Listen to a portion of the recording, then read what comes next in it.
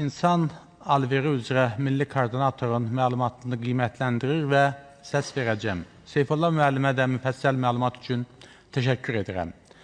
Komitə iclasında çıxış etmişdim, bu sahədə görülən işləri də alqışlamışdım və daxili işlər orqanlarına ölkəmizdə sabitliyin və qanunçuluğun qorunması üçün də təşəkkürümü bildirmişdim. Bir daha vətəndaşlara, dövlət etdikləri xidmətə görə daxili işlər orqanlarına, cənab nazir və bütün əməkdaşlarına, müavinlərinə təşəkkür edir və hər zaman onlara bu sahədə dəstək olduğumuzu bəyan edirəm.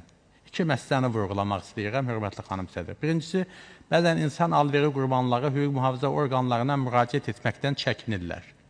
Ya qorxudan, ya da etinadsızlıqdan.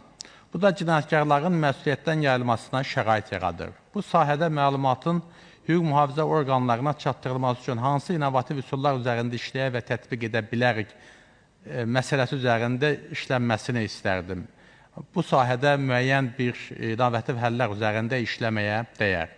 İkincisi, qurbanların müdafiəsi və reabilitasiyası üçün regionlarda sığınacaqların yaradılması ən vacib məsələlərdən biridir. Bu məsələnin elə yaxın zamanlardan başlayaraq həll olunması, büdcə vəsaitinin ayrılması bu işlərə çox böyük töhfə vermiş olardı. Üçüncüsü, vətəndaş cəmiyyəti təşkilatlarının idarə etdiyi sığınacaqların demək olar ki, əksəriyyətinin maddi texniki bazası zəifdir. Təklif edirəm ki, dövlət və ya digər resurslar vasitəsilə onlara geniş həyatı olan yerlər ayrılsın. 4-5 sot ərazidə 50 nəfərin, 100 nəfərin yaşaması çətindir. Bu sahədə də diqqət çəkəsi çox məqamlar var. Biz bir neçə il öncə Daxili İşlər Nazirliyinin İnsan alverinə qarşı mübarizə baş idarəsinin tərəfindən idarə olunan insan alveri qurbanlarının müvəqqəti yaşaması üçün sığınacaqda olmuşduq və şərait çox yüksək səviyyədə idi. Çox xoşumuza gəldi. Geniş və abad həyət, gül, çiçək, yaşıllıq, bir sözlə sanki Bakıda bir cənnət güşəsi. Çox bəyənmişdik. Biz gərək çalışaq ki, ona bənzər şəraiti vətəndaş cəmiyyəti təşkilatlarının idarə etdiyi sığınacaqlar üçün də yaradaq.